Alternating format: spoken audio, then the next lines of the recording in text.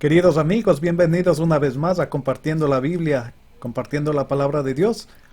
Hoy vamos a tener un tema, diría yo, maravilloso, acerca de las promesas y mandatos de Dios. Es que la pregunta sería, ¿existen promesas de Dios para sus hijos? La respuesta es sí, realmente sí. Vamos por partes. Existe una gran diferencia entre un mandato y una promesa. Mandato es una orden dada por alguien con autoridad para hacerlo. Ejemplo, el estudiante cumplió fielmente el mandato de su maestra. ¿Quién es la autoridad? La maestra. Sí, entonces, un mandato es cuando Dios nos pide con autoridad que cumplamos con sus mandatos. La promesa es el cumplimiento fiel o solemne de dar algo ofrecido. En este caso, Dios es el que nos promete y Él lo va a cumplir. Dios es fiel en cumplir sus promesas. Cuando Dios hace un pacto o un compromiso verbal o escrito, se compromete con uno o varias personas. Dios está dispuesto a cumplir siempre su palabra. Dios hizo un pacto con el pueblo de Israel. Leamos Éxodo 19:5. Ahora pues, si diereis oído a mi voz y guardareis mi pacto, vosotros seréis mi especial tesoro sobre todos los pueblos, porque mía es toda la tierra. Entonces, mire lo que nos hace ver. Dios tiene un pacto con el pueblo de Israel, con nosotros. Ese pacto tiene promesas, así como tiene responsabilidades para nosotros. Hay mucha diferencia, ¿verdad? Bueno, sigamos leyendo. Éxodo 19:8, que dice, y todo el pueblo respondió a una y dijeron, todo lo que Jehová ha dicho, haremos. Y Moisés refirió a Jehová las palabras de su pueblo. Entonces Moisés le confirmó que el pueblo estaba dispuesto a hacer lo que Dios le mandaba. Entonces, en tal razón, Dios también estaría dispuesto a cumplir con sus promesas. Los pactos y las promesas de Dios son para siempre, y cuando la otra parte desee cumplir y obedecer en todo lo que Dios ha mandado, entonces Dios cumpliría sus promesas. En Mateo capítulo 5, verso del 18 al 19, nos dice, porque de cierto os digo, que hasta que pasen el cielo y la tierra, ni una jota ni una tilde pasará de la ley, hasta que todas las cosas sean hechas. O sea, los pactos, las promesas de Dios son para siempre. Leamos el 19 de Éxodo 19:19. De manera que cualquiera que quebrante uno de estos mandamientos muy pequeños, y así enseña a los hombres, muy pequeños será llamado en el reino de los cielos, mas cualquiera que los haga y los enseñe, este será llamado grande en el reino de los cielos. Imagínense, esto quiere decir que la palabra de Dios y sus promesas permanecen para siempre. No importa cuánto tiempo pase, sus promesas son para siempre. Depende de nosotros de cuánto deseemos recibir sus promesas. Ahora es bien importante cómo debemos enseñar la palabra de Dios. Claro, debemos utilizar la sana doctrina. La palabra de Dios debe ser sana y los que aprendan deben tener una sana doctrina. Sí, nada de cosas diferentes, porque está penando en la palabra de Dios aquel que enseña mal. En Mateo capítulo 24, verso 35 dice, el cielo y la tierra pasarán, mas mis palabras no pasarán. Imagínense, podemos pasar miles y miles de años. El hombre pasa 100 años, 90, 80, como dice los más robustitos, 80 años, los más robustos 90, 100 años. Pero la palabra de Dios continúa por miles y miles de años. Imagínese, es un pacto eterno. La promesa de Dios se encuentran escritas en su palabra. Ese es el sello de que cumplirá Dios su palabra.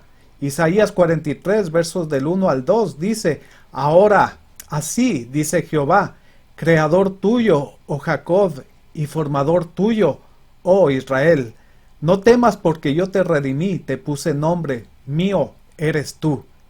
Aquí está recalcando algo tan hermoso. Le dice a Jacob, creador tuyo. O sea, Dios es el creador de Jacob. Y después dice, y formador tuyo, oh Israel. Lo está formando, lo está educando, lo está enseñando que deben cumplir los mandamientos. Ahora, Jacob fue llamado Israel, y el pueblo de Israel tiene su nombre. En el versículo 2 dice: cuando pases por las aguas, yo estaré contigo, y si por los ríos, no te anegará. Cuando pases por el fuego, no te quemarás, ni la llama arderá en ti. En esta maravillosa promesa, Dios nos muestra su amor hacia Jacob e Israel, así como para cada uno de nosotros, sus hijos. Tomemos en cuenta lo que dice al inicio del versículo 1. Así dice Jehová, creador tuyo, oh Jacob, formador tuyo, oh Israel. Recordemos que Dios cambió el nombre a Jacob, que en un principio se le llamó suplantador, o sea, Jacob suplantador, porque cuando nació estaba sujeto del talón de Esaú, como si quisiera ganar el nacimiento y salir como el primogénito. No quedó todo esto en el nacimiento, sino que más tarde sería Jacob que compraría la primogenitura a Esaú por un plato, un simple plato de lentejas. Jacob también peleó contra el ángel en Peniel y no se rindió, y tampoco soltó al ángel hasta recibir la bendición. Aunque estaba descoyuntado su muslo, Dios vio en él un gran hombre que creía y que confiaba en él. Así fue como el Dios Todopoderoso le cambió de Jacob a Israel, a el que lucha. Entonces Israel es el que lucha. Usted puede leer en Génesis capítulo 32 del 25 al 28 esta historia.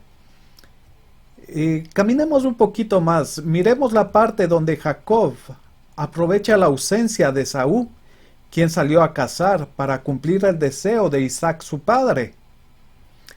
Entonces, ayudado por su madre, Rebeca, quien le tenía preferencia, le ayudó en este engaño para que Jacob obtuviera la bendición de su padre en presencia de Dios. Imagínese. Pero vamos por partes. Leamos Génesis 25, verso 28. Dice: y amó Isaac a Esaú, porque comía de su casa. O sea, Esaú era un cazador. Él cazaba. Mas Rebeca amaba a Jacob. Isaac amaba a Esaú y Rebeca amaba a Jacob. Y dice que Jacob guisó un potaje, y volviendo Esaú del campo, cansado, dijo a Jacob: te ruego que me des de comer de ese guiso rojo, pues estoy muy cansado. Por tanto fue llamado su nombre Edom, o sea, Esaú, Edom. Le fue dado a partir de ese momento el sobrenombre de Edom, que significa rojo, posiblemente a causa de su cabello y su color de piel. No me imagino que sea por las lentejas, que era un guiso rojo también. Bueno, ahí lo dejamos. Y Jacob respondió: véndeme en este día tu primogenitura, le dice. ¡Wow! ¿Hasta dónde estaban las cosas con Jacob? Entonces dijo Esaú: he aquí, yo me voy a morir, le dice. ¿Para qué pues me servirá la primogenitura? ¡Wow! Ese pensamiento no me va a servir para nada. Entonces lo puedo vender, no es importante. Y dijo Jacob, escúcheme bien por favor: júramelo en este día. ¿Y qué es lo que hizo? Él le juró y vendió a Jacob su primogenitura. O sea, Esaú en ese día por palabra, se quedó sin la primogenitura. En el versículo 34 dice: entonces Jacob dio a Esaú pan y del guisado de las lentejas, y él comió y bebió y se levantó y se fue. Así menospreció Esaú la primogenitura, imagínense. Y finalmente Jacob se hizo de la bendición de su padre al suplantar a su hermano Esaú, quien salió a cazar por pedido de su padre para preparar un guiso y así poder bendecirle antes de morir. Jacob fue ayudado por su madre, que tenía preferencia por él. Aconteció que Rebeca escuchó este mandato, la cual advirtió rápidamente a Jacob y le dijo, leamos Génesis 25, verso 5. Y Rebeca estaba oyendo cuando hablaba Isaac a Esaú, su hijo, y se fue Esaú al campo para buscar la caza que había de traer. Entonces en ese instante Rebeca habló a Jacob su hijo diciendo, he aquí, yo he oído a tu padre que hablaba con Esaú, tu hermano, diciendo, tráeme caza y hazme un guisado para que coma y te bendiga en presencia de Jehová antes que yo muera. Jacob suplanta a Esaú, su hermano, trayendo el guiso y haciéndose pasar por Esaú a Isaac, su padre. Recibió la bendición de su padre. Esta bendición delante de Dios lo era todo, ya que con ella se transmitía también las promesas de Dios. Leamos Génesis 25, versos 24 al 26, que dice, y dijo, ¿eres tú mi hijo Esaú? Y Jacob respondió, yo soy. Dijo también, acércamela y comeré de la casa de mi hijo para que yo te bendiga. Y Jacob se le acercó e Isaac comió, le trajo también vino y bebió. Y le dijo Isaac, su padre, acércate ahora y bésame, hijo mío. Jacob había suplantado a Esaú.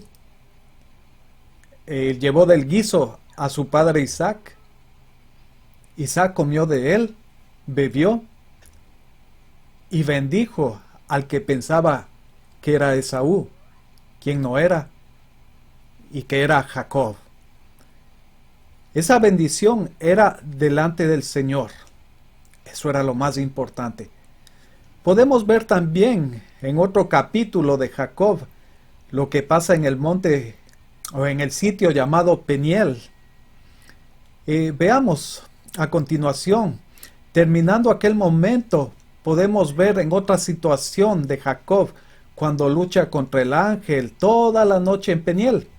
Viendo el Señor que no desistía, lo bendijo después de haberlo descoyuntado el muslo, recibiendo así una bendición que Jacob exigió al Señor. ¿Cómo que exigió? Sí, Jacob luchó fervientemente, fuertemente, no desistió. Y Jacob no soltó al ángel hasta que éste lo bendijera. El ángel pronunció una bendición sobre él y un nuevo nombre, Israel, que significa el que lucha con Dios o Dios lucha. En Génesis capítulo 32, verso 27 dice, y el varón le dijo, ¿cuál es tu nombre? Y él respondió, Jacob. En el versículo 28 dice, y el varón le dijo, no se dirá más tu nombre Jacob, sino Israel, porque has luchado con Dios y con los hombres y has vencido. Imagínese, Jacob venció.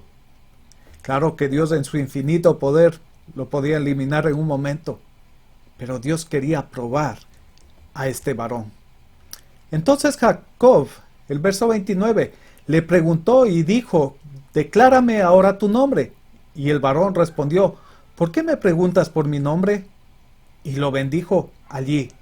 Y le llamó Jacob el nombre de aquel lugar donde fue aquella lucha, Peniel, porque dijo, vi a Dios cara a cara y fue librada mi alma.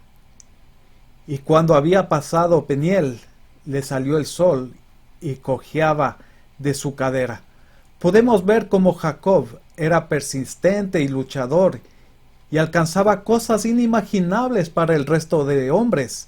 Sin duda él estaba escogido para recibir las promesas de Dios y ser el portador para el pueblo de Israel, quienes llevan su nombre.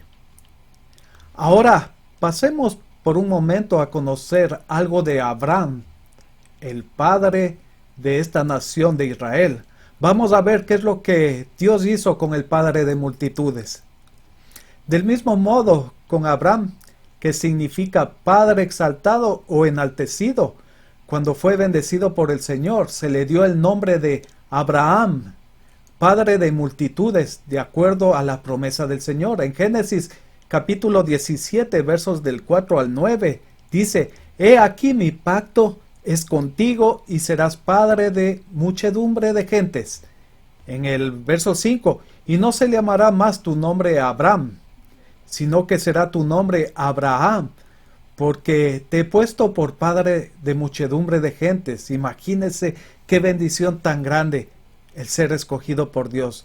En el verso 6 dice: y te multiplicaré en gran manera, y haré naciones de ti, y reyes saldrán de ti.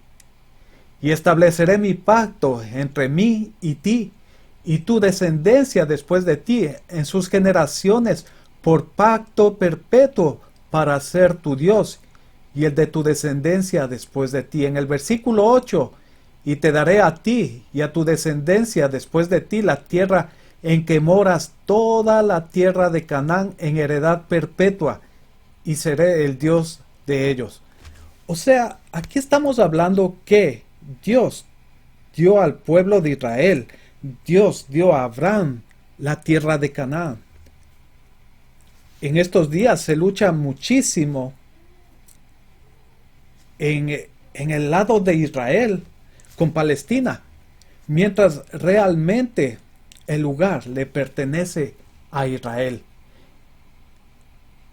En el versículo 9 dice: dijo de nuevo Dios a Abraham: en cuanto a ti, guardarás mi pacto, tú y tu descendencia después de ti por generaciones.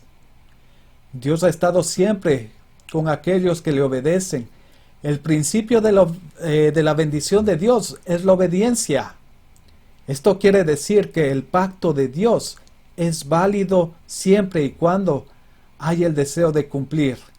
Entonces solamente ahí entendemos que Dios sostiene sus promesas con los hombres fieles, ya que la única forma de quebrantar ese pacto es desobedeciendo. Leamos Deuteronomio capítulo 7, verso 9, que dice: conoce pues que Jehová tu Dios es Dios, Dios fiel, que guarda el pacto y la misericordia a los que le aman y guardan sus mandamientos hasta 1000 generaciones. En el Salmo 103, versículos 17 y 18 dice: mas la misericordia de Jehová es de la eternidad y hasta la eternidad sobre los que le temen, y su justicia sobre los hijos de los hijos. El 18, sobre los que guardan su pacto y los que se acuerdan de sus mandamientos para ponerlos por obra. O sea, el pacto de Dios está ahí. El mandato de Dios está ahí. La promesa de Dios está ahí. Pero nos manda a ponerlo por obra. Sus mandatos a ponerlos también por obra. Dios, para probar a Abraham y ver si en verdad era digno de sus promesas, le pidió que le ofreciera a su hijo Isaac. No sé si se recuerda. Levantando un altar. Entonces, Abraham tenía que tomar la vida de Isaac. Cuando Abraham estaba listo a entregar a Isaac, el ángel de Jehová le detuvo con su mano. Y a causa de su obediencia, el Señor Dios le dijo: porque tú has obedecido mi voz, serán bendecidas todas las naciones de la tierra.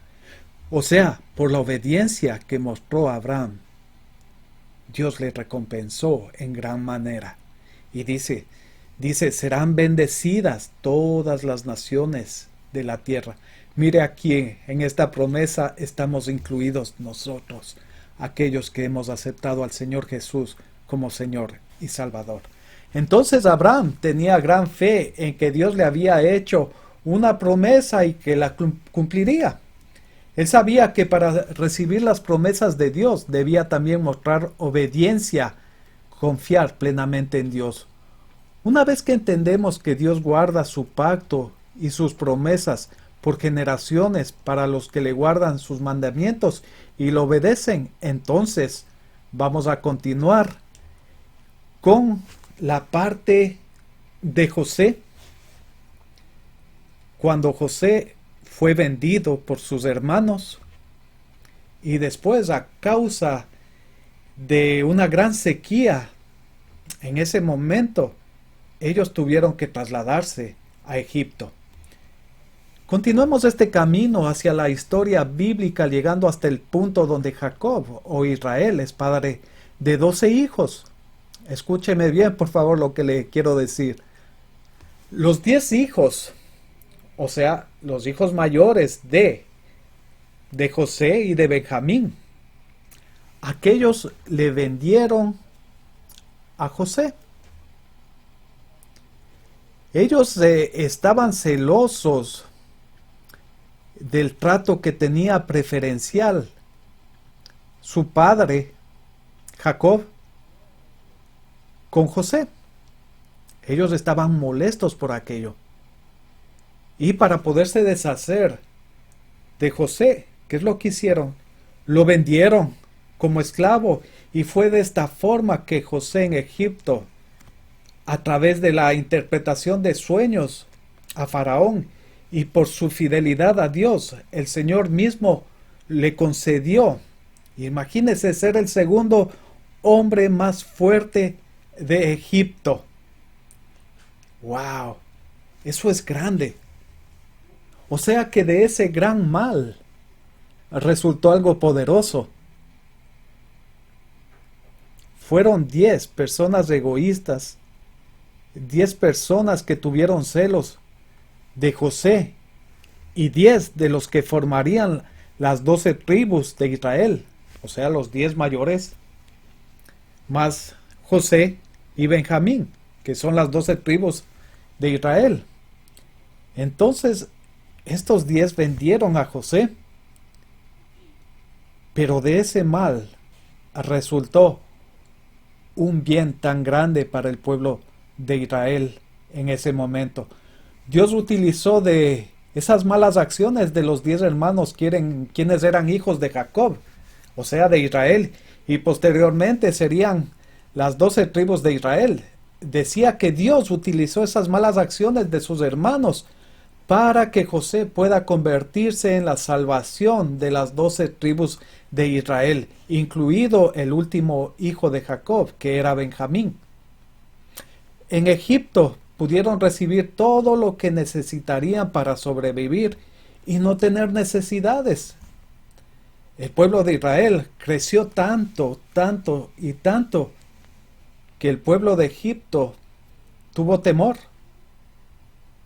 Y una vez que José desapareció, o sea, pereció, entonces el pueblo Egipto trajo a esclavitud y servidumbre al pueblo de Israel. Y ellos duraron 430 años en Egipto, en tierra de servidumbre. Imagínense. O sea, sí hubo la bendición en el tiempo. José era fuerte. José les cuidaba en gran manera, les protegía. Pero claro, era un hombre. E iban pasando los años. Y simplemente él fallecería y dejaría finalmente al pueblo de Israel como huérfano en tierra de Egipto.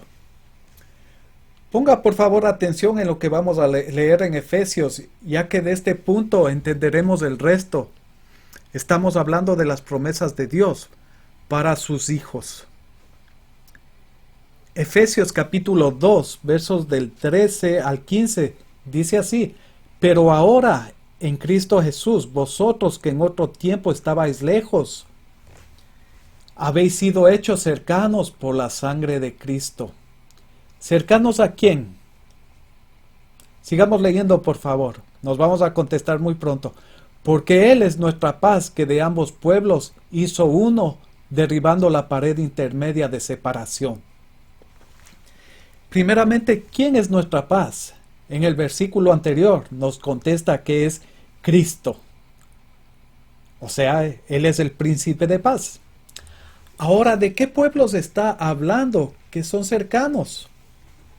Vamos a ver esto. Podemos ver que en el gran templo de Salomón, majestuoso templo, este fue hecho para que los judíos pudieran adorar a Dios. Y en él había un patio de los no judíos, o sea, para los gentiles, los no judíos. Dicho patio estaba separado y apartado por un muro. O sea, aquí estaba el templo y dentro del templo había un muro que separaba. Aquí estaba el pueblo de Israel y en este muro estaban los gentiles, a este lado del muro. Cuando Jesús vino, la esperanza de acercamiento a Dios se dio, y también con el pueblo de Israel. ¿Por qué? Porque el Señor Jesús, a través de su muerte, a través de su sacrificio, Él derrumbó ese muro de separación, el cual nos permite hoy alabar, adorar y exaltar al mismo Dios. No hay ningún muro espiritual que nos detenga, ni tampoco hay ningún muro material que nos separe. El Señor Jesús, con su obra redentora, su obra de salvación, vino a unirnos junto al pueblo de Israel. Sigamos leyendo en Efesios capítulo 2, verso del 11 al 12, que dice: por tanto, acordaos de que en otro tiempo vosotros, los gentiles, en cuanto a la carne, erais llamados incircuncisos por la llamada incircuncisión hecha con mano en la carne. Recordemos que el pueblo de Israel debía hacerse la circuncisión como mandato divino. Pero nuestra circuncisión es a través de Cristo Jesús. Cuando usted le recibe como Señor y Salvador, Él viene a cambiar su vida, su corazón, viene a cambiar su ser por completo. Somos circuncidados en nuestro espíritu. Entonces, por tanto, acordaos de que en otro tiempo vosotros, los gentiles, en cuanto a la carne, erais llamados incircuncisos por la llamada circuncisión hecha con mano en la carne.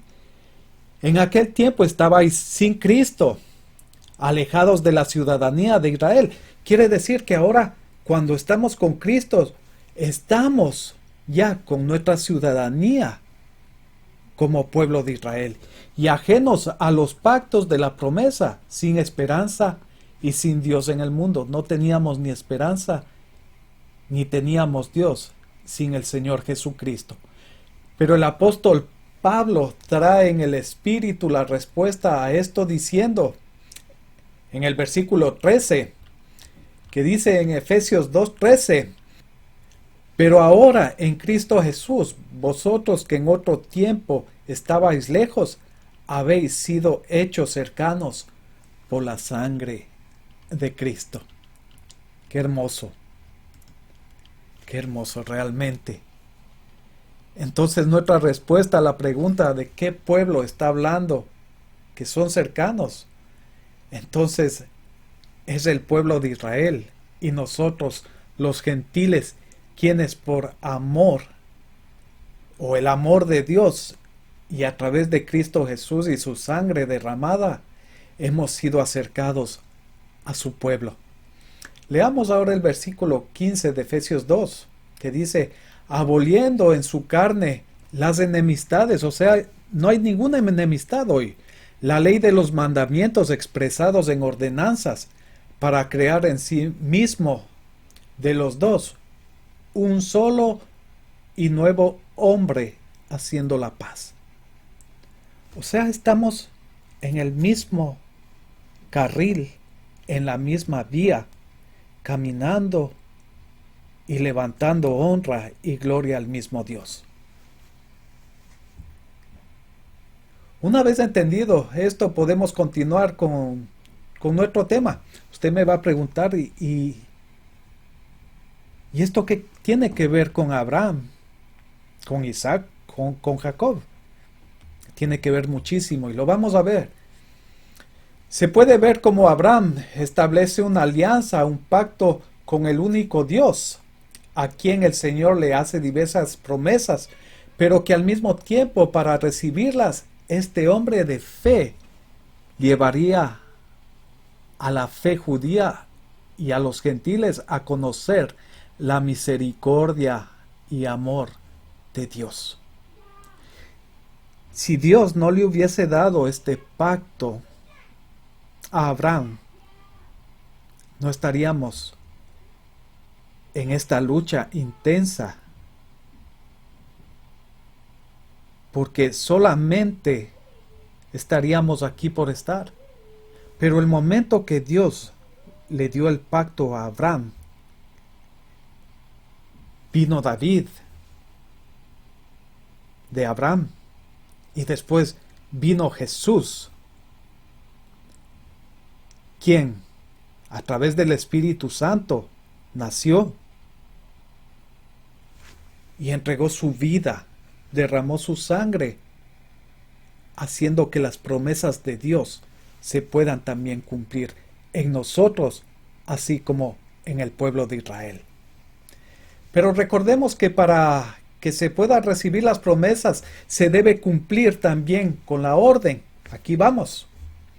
O sea, queremos recibir las promesas, también debemos cumplir con la orden. Así es como Abraham tuvo que obedecer a Dios, quien le ordenó: dejarás, le dice, dejará su tierra y su parentela y la casa de su padre a la tierra que le mostraré. Le repito, Dios le dijo a Abraham: dejarás tu tierra y tu parentela y la casa de tus padres a la tierra que yo te mostraré. Ese fue el inicio de la relación entre Dios y Abraham. Esto está en Génesis capítulo 12, verso 1, usted lo puede revisar. Leamos a continuación Génesis capítulo 12, versos 2 y 3, que dice: por cuanto Abraham le obedeció, le dice: y haré de ti una nación grande y te bendeciré y engrandeceré tu nombre y serás bendición. Bendeciré a los que te bendijeren y a los que te maldijeren maldeciré, y serán benditas en ti todas las familias de la tierra.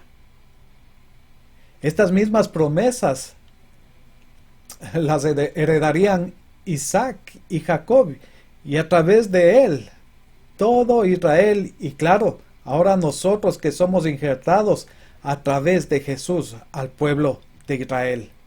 Leamos Hebreos capítulo 11, verso 9, que dice: por la fe habitó como extranjero en la tierra prometida, como en tierra ajena. O sea, está hablando de Abraham, morando en tiendas con Isaac y Jacob, coherederos de la misma promesa.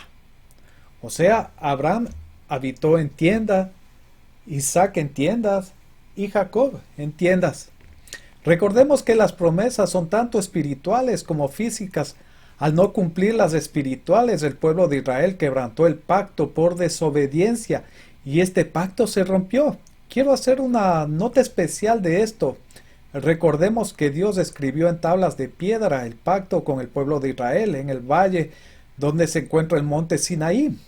Este pacto se transformó en un matrimonio que estarían juntos para siempre, y el de acatar y obedecer las leyes, y por el lado de Dios el de cumplir todas las promesas a un pueblo que dijo: sí, haremos todo lo que Dios nos pide.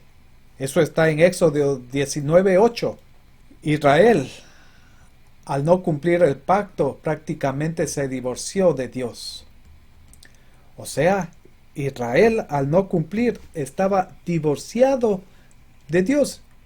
Entiéndame lo que le quiero decir. Leamos Jeremías 31, verso 32, que dice: no como el pacto que hice con sus padres el día que tomé su mano para sacarlos de tierra de Egipto, porque ellos invalidaron mi pacto, aunque fui yo un marido para ellos, dice Jehová. En Ezequiel 16:8 dice: y pasé yo otra vez junto a ti, y te miré, y he aquí que tu tiempo era tiempo de amores. O sea, está hablando de Israel con Dios. Y extendí mi manto sobre ti, y cubrí tu desnudez, y te di juramento, y entré en pacto contigo, dice el Señor, y fuiste mía.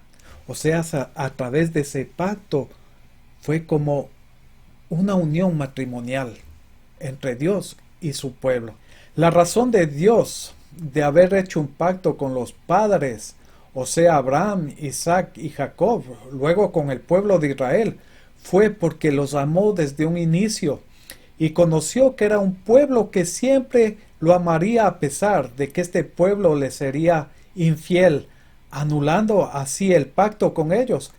El divorcio entre Dios y el pueblo de Israel es evidente por sus constantes infidelidades que el pueblo de Dios cometió.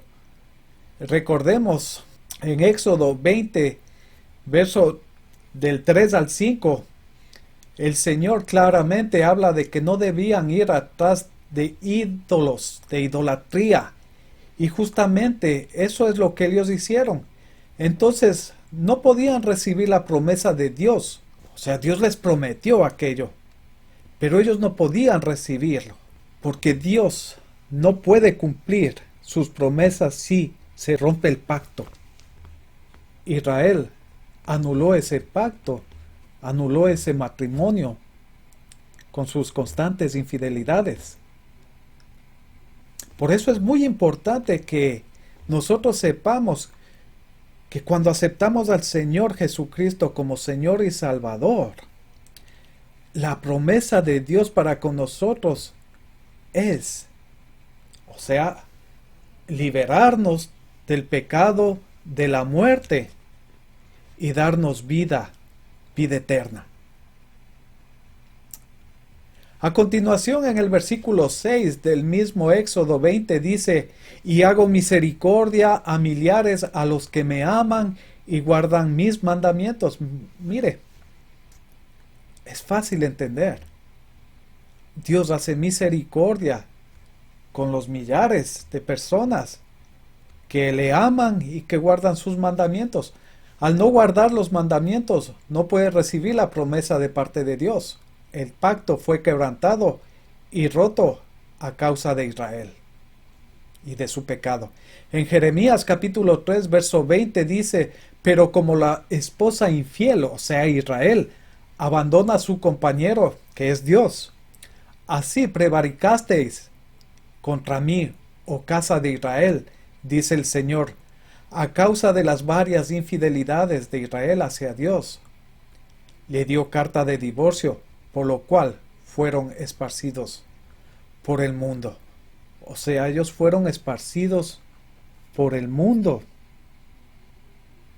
porque cometieron cantidades de errores, de pecados, y Dios anuló ese pacto. Sigamos un poquito más.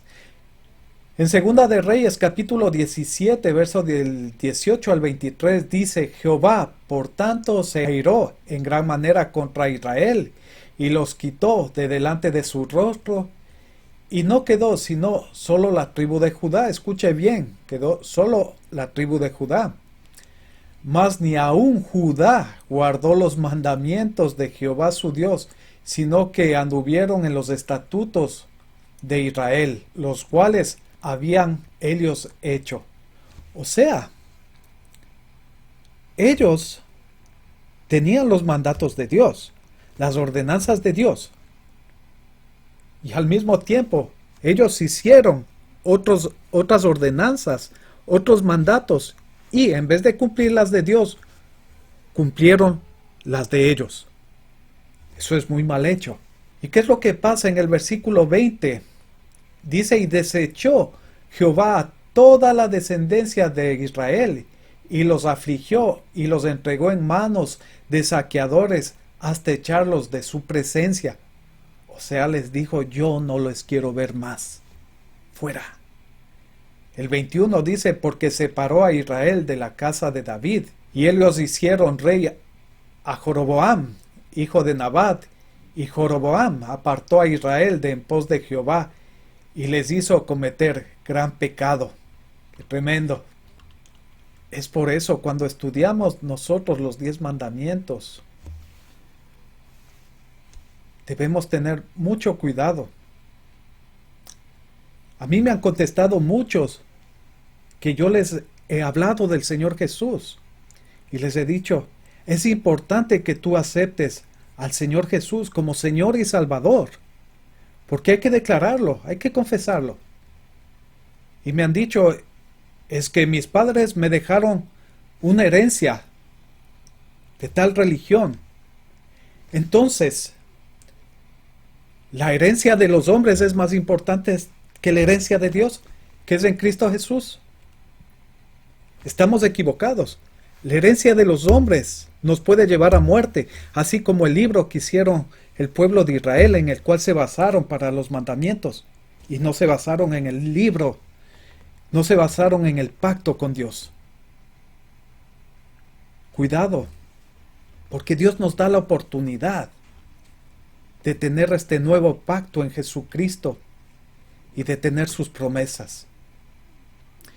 En el 22 dice, en el verso 22, y los hijos de Israel anduvieron en todos los pecados de Joroboam, que él hizo, sin apartarse de ellos, hasta que Jehová quitó a Israel de delante de su rostro, como él lo había dicho por medio de todos los profetas. Les anunciaron al pueblo de Israel aquello que Dios había dicho.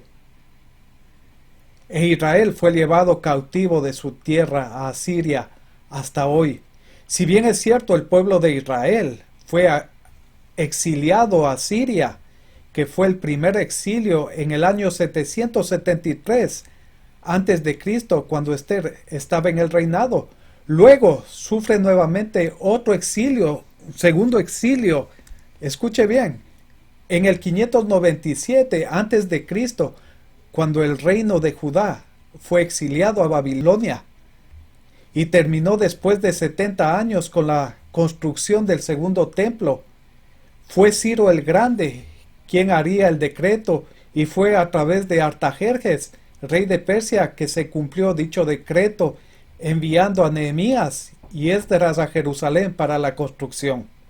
En el año 70 después de Cristo fue el exilio a causa de los romanos, un tercer exilio, quienes destruyeron el segundo templo de Salomón, así como toda Jerusalén, obligando el exilio de todo el pueblo de Israel, llamado también la diáspora, porque se dispersaron por todo el mundo, y que solamente el 14 de mayo de 1948 se constituyó en un solo día la nación de Israel, aprobada por las Naciones Unidas.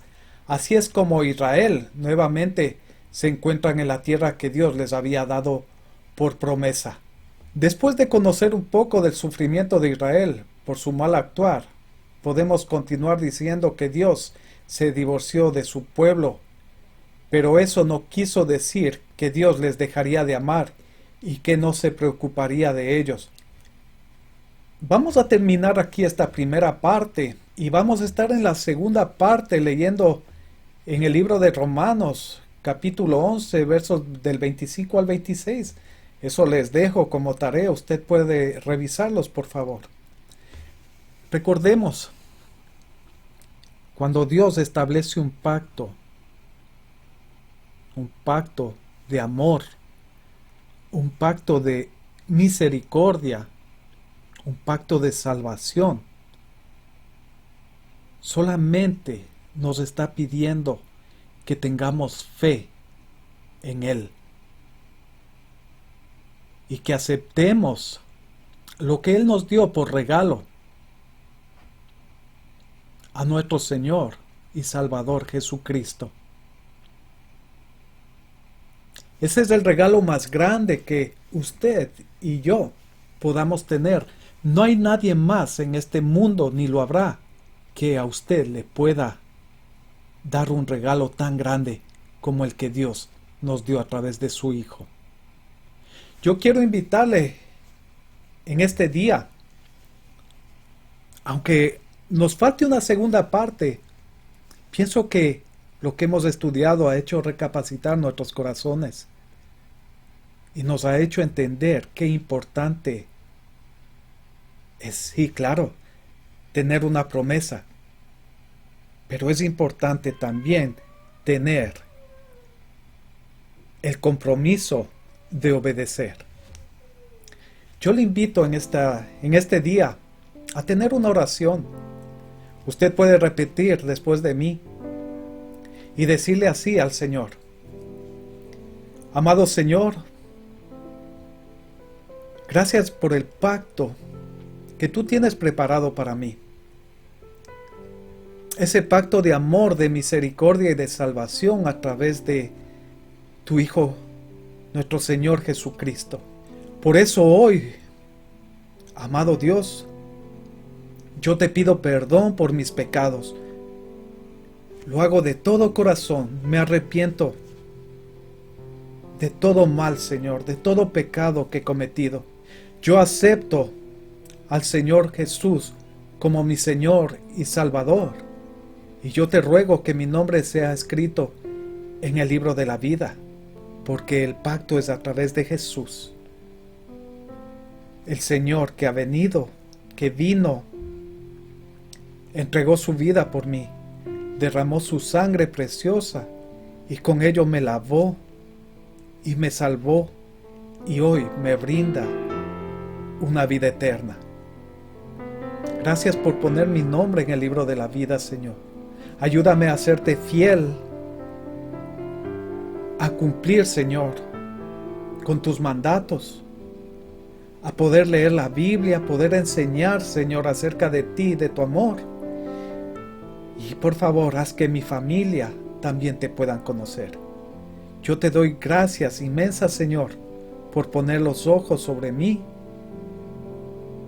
y por hacerme conocer más de tu palabra. Yo te doy gracias en el nombre poderoso de Jesús. Amén y amén. Y gracias a ti por estar ahí, siempre pendiente. Siempre me es grato poder charlar con ustedes y poder traer un poco de la palabra de Dios. Que Dios los bendiga grandemente y nos vemos en la segunda parte. Bendiciones. Bye.